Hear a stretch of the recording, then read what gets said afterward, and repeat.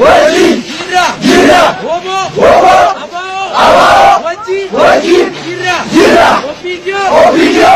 Satu. Satu. Selena. Selena. Atas. Bonus. Jalmaro. Wajib jira. Jalmaro. Wajib jira. Wajib jira. Nuri.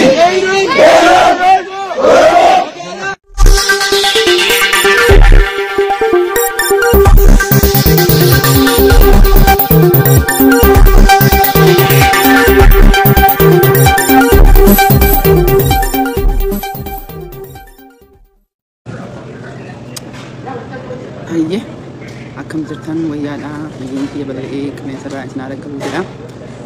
Peejiin kun feesbuukii kana bakka kanatti argamanii turee jira garuu yeroo haacaan geessanii peejiin kiyya cufamee ture.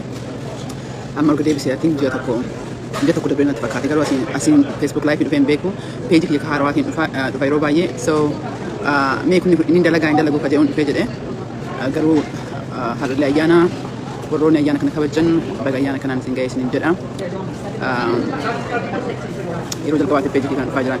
Anyway, waan gabaabaa tokko hanga nama eeguutti jiru waan gabaabaa tokko isinitti dubbadha jedheetiin kalee I think namni baay'ee quba qabdanii imbaasiin Ameerikaa kan Itoophiyaa jiru suni post kaardii wayii tweet godhee ture.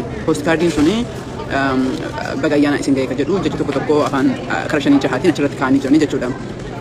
Afaan nagaa kan jedhu afaan amaaraa qubee afaan amaaraa fayyadamanii yookiin gi'iz saaba qubee kana fayyadamaniitiin barreessanii jechuudha.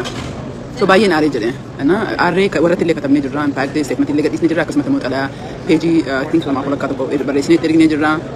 Imbaasii akkasumas departamentii illee warra keessa ol ba'een olii katabee jirra jechuudha. Maaf isinitti maa jira isinitti fakkaate. I think namni baay'een kan argaa jiru. Gammadeetiin baga dogongora deebistanii jettanii ilaaltanii garuu akka dogongoraa miti wanni sun ta'e namni keenya akka beekuu qabu. I guess dhaamsi kuni uummata keenya ka mootummaa naftanyaa kana wajji jiru uummata keenya ka alumatti ammoo dubbiin hin galinii fi dogongoraa miti wanni ta'e sun. Intentionally ta'ee jira jechuudha.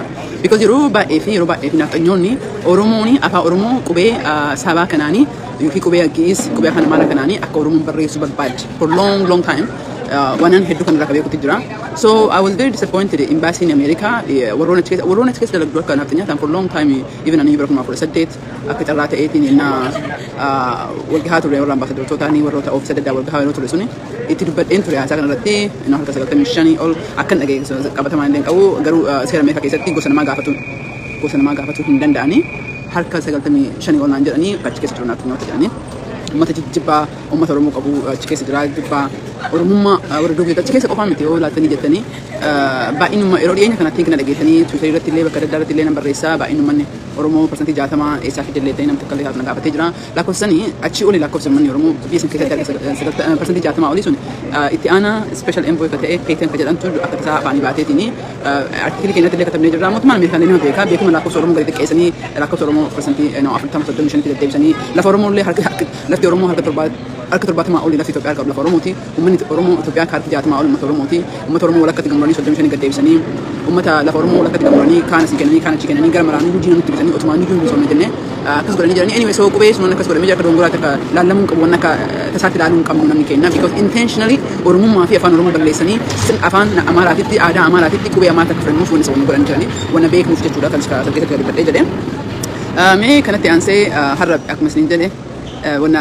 peejii kana irratti yeroo jalqabaatti dhufuu kiyyaa jechuudha mee anyway lammataa irratti ammoo mee komantii kana keessa sagalee na dhageettanii I'm doing fine galatoomaa komantii keessa ilaalaa jira jechuudha qabxii biraa immoo dara xiqqoo miidhee namni keenya perspektiivii waan namni deemaa jiru kanarraa akkamitti ilaaluu qabna akkamitti ilaalamuu qaba jedhu xiqqoo dubbadhee yoo jedhe akka gaarii waan baay'ee bareedatti ilaalee jedha wixata dimaata dabree UN'n Human Rights Council'n obviously investigation darbe jechuudha sun waa hedduu baariidha tokko investigation achi kan mootummaa Itoophiyaa Human Rights Commission kan du'iinsa uummanni Oromoo akka maqaa dhabe godhe san mootummaa ala kanaa olitti akka mootummaan sun dhaaba kijibaa akka ta'e mirkaneessee fi jedhee lammata ammoo akka mammaan tokko jedhu si galee namni martinuu gaadaa keessa reeffa qabaa jedhan skeleton I think in a closet ka jedhan afaan Ingiliffaa sanii dhuguma otoo investigation Itoophiyaa keessa kan dhufe reeffi lakkoofsa hin qabne Oromiyaa keessa jira reeffi maqaa hin qabne duuti hamaan kasin warra naftanyaa amma mootummaa mara kanaanii akkasumas mootummaa federaalaatiin ka ta'ee jedhee reeffi guddaan Oromiyaa keessa jira kanaaf wanti Oromoo yoo dhufee jedhu yeroo baay'ee warra Tigree forra kaawwan illee jedhan warra Tigree forra kaawwan Oromoon gaara gaachana garba kan tuqu rakkoo hin barbaadan. Kan rakkoon ta'e immoo amaara gosa biraatuun ta'in nafxanyaa kenna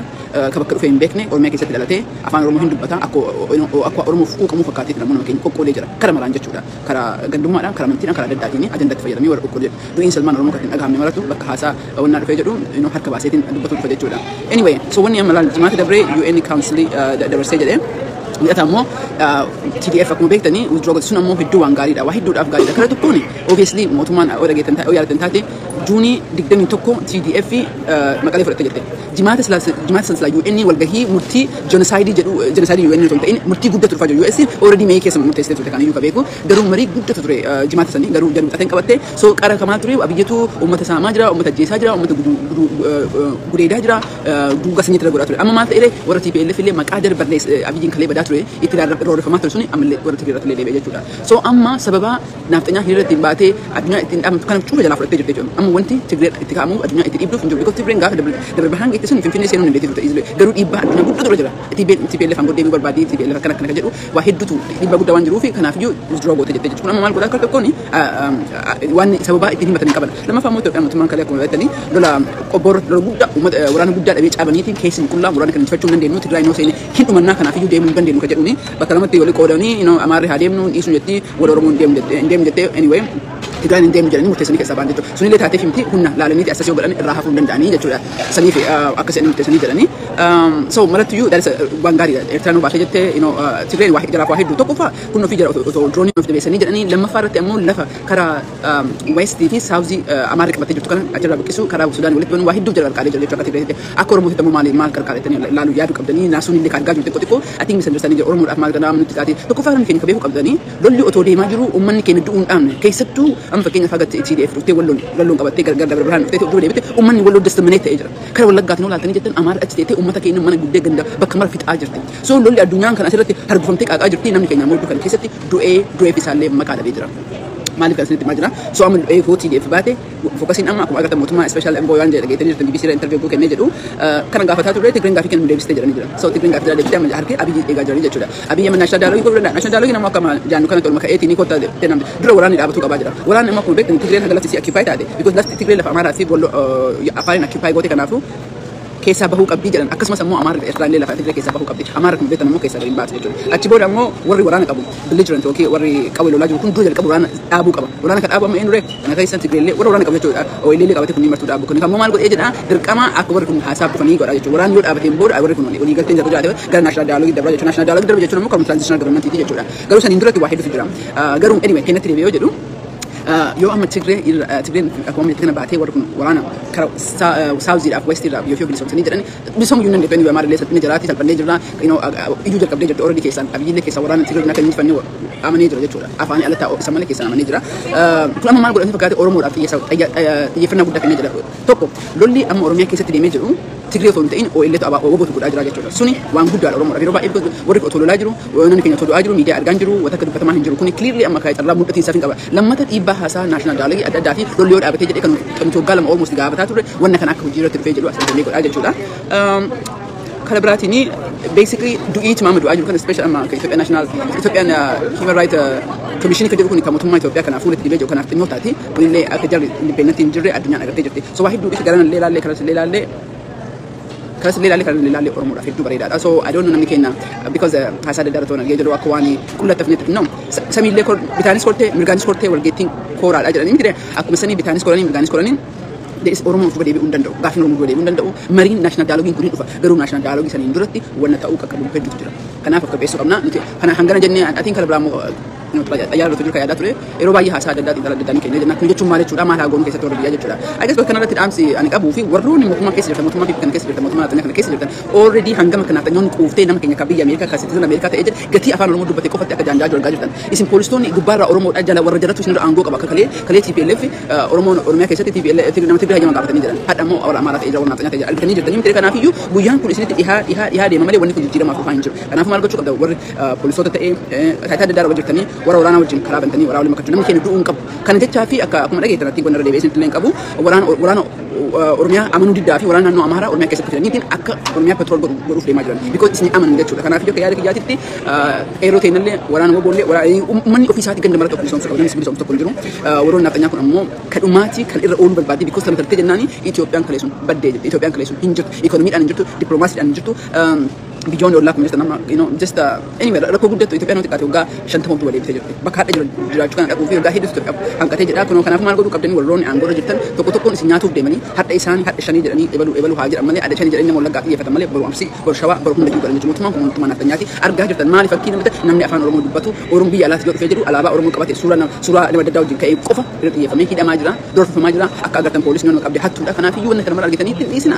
Okey yaada kiyyaatti qaawwala manaa bakka maraan iyyuu because mootummaan Amaaraa jirtu cabdee jirti afaanuma qofaan jirti afaan sanillee akkasuma oolisni dhaamaa jechuudha. Qeerroodhaaf ammoo qeerroo qarree warra biyya keessa jirtanii dhiibbaa guddaa keessa jirtanii. Kanaafuu eegaduun keessanii oolle maaliif amma keessanii qabsooftaniitii fi maaliif ganda keessa bisoomsanii waan gosa keessanii akka dhiyaatti dhaabbatanii hin duune akka dubartiitti dhaabbatanii hin duune. Kanaafuu akka yaada kiyyaatitti of laaluu qabdan. Bilisummaan asii Ameerikaa teenyee isiniif innee isin siree irratti jirtan jirtu. Uummanni Oromoo Itoophiyaa keessatti harka 35 akka ta'e 35 gargar miliyoona 40 wayiiti. Uummanni miliyoona 40 keessaa miliyoona tokko qofa lolaaf ka'ee jedhe miliyoona tokko qofa ni dhabe miliyoona tokko qofa karaa dhabe miliyoona tokko qofa nagaa qabsuma jedhe irra ooluu dandeenya. Miliyoona tokko dhiisee walakkaan illee ta'an jirta. So kanaafiyyuu uummanni Tigraay persentii 6 miliyoona karaa torbaatti baay'ina. Kana godhuu danda'ee addunyaan amma Tigraayin kabajjee jirti. Galatoomaa jedhaa jirti. Impact waa hedduu yoo abiyyi kana dabree ka jira miidhu taate yoo amma as publicly bahee Tigraan hin jedheera otoo boruu yaada jijjiiree Tigraan hin because Eertiraa achi baasaa Eertiraan qophoofee seenaa jirti. Eertiraa achi baasaa abiyyuun qabaatee is unlikely. Nevertheless addunyaan itti kaatee jirti kanaafiyyu unlikely. So kanaafiyyu namni keenya kaayuu qabdan. Isinii taraan jirtu du'aa jirtan namni keenya kaayuu ollegga irratti du'aa jiru bineensaa miti biyya Madagaskar hin dhufne namni kun naannoo Amaaraa ceetiin fiduu namni kun namni kun otoo asitti akkasitti du'aa jiru akkamitti namni keenya kabaalee jiru akkamitti namni keenya kaalarra jiru ka boorana jiru akka cabsee taa'ee jira gaafii yaadata waggaa 45 hadda lafti Finfinnee irraa master plan ka'ee jedhee lafee lafatii jettee bakka hunda mararraa kaanee jennee soo kanarraa ka'uu qabnaan jedhan sun godhuu qabdanii jedha warra biyya alaatiif immoo dhaamsi guddaan hop maritti barbaachisa jedha rakkoon Oromoo di Amaaraan jira rakkoon Oromoo ofumaaf dindisu asii galee martinuu mootiidha martinuu nakadhaa jedha martinuu nama malee jedha waggaa 50 jijjiirama tokko isa immoo achuma taa'ee natti mammaatti tokko maalidha namuudaa jedha asii galee jijjiirama tokko toon fidin waggaa 50 waggaa 20 waan tokko godheetti achirra taa'ee namuudaa jedha muudamuu barbaada nama muudamutu baa'atee jedhe Oromoo keessatti kanaafiyyuu hopefully waa hedduu adda addaa dalagaa jirra rabbi gargaaree jedhee kana keessatti yoo si waamne hirmaannaa keessatti maadhaa isin jedha wasi hirmaannaa waggaan dhumaa jira waggaa haaraawatu dhufaa jira abdii haaraawatu jira waan hedduu nu gammachiisu malee waan hedduu nu gaddisiisu jira already kaffaltii guddaa kaffallee jira kaffaltii guddaa yeroo addunyaan quban hin qabne namni keenya du'iinsa akkanatti du'aa jiru haarawaa miti hidhamiinsi miileen namni keenya baqatee biyya keessatti miti biyya alatti darbee namni keenya haga yaman taateeti mootummaa Itoophiyaa kun hanga dimanitti baqataan keenya akka baqataan ta'an akka gabratti ilaalamee jira keenya keessatti ilaala uummanni Tigraay yoo baqateeti ke Sudaanii dhaqee jedhu boordarii Sudaan irratti dhufanii walkaan godhan keenya ammoo baqatee keenya dhaqee jedhu akka bineensaa achi gara Finfinnee gara Itoophiyaa darbee jira kaachirra hafee hoo keenya irratti galmaahu boordarii Ugaandaa irratti galmaahee jira so maali kun harka Itoophiyaatu keessa jira UN keenya irratti nama galmeessiti mootummaa keenyatu galmeessa keenya barbaadu tokko keessaa fudhatee galmeessi jettu same thing Somalia keessatti same thing biyyoota adda addaa keessatti anyway kanaafuu rakkoon Oromoo irra jiru rakkoo Itoophiyaa keessa jiru qofa ta'een gaafa Afrikaa guutuuti jira wanti guddaan ka gammannuu qabnu karaa dippiloomaasiitiin hojii guddatu baafna kana jechuudha matee jechuu miti garuu wanti gaarii gammachuu qabnu Oromoon akka inni ta'e baay'ina isaa implication isaa sirna naftanyaa kan sirni Amaaraa kan waggaa 150 Itoophiyaa irra ture amma qulqullaa'ee as bahee jira bineensi isaan akka ta'e kun nu gammachiisuu qaba jedhee akka yaada kiyyatti ilaalee jira mee haganaaf nagaatti fayyaana ta'a waggaa ayyaana gaarii siin kaawwee jira bye.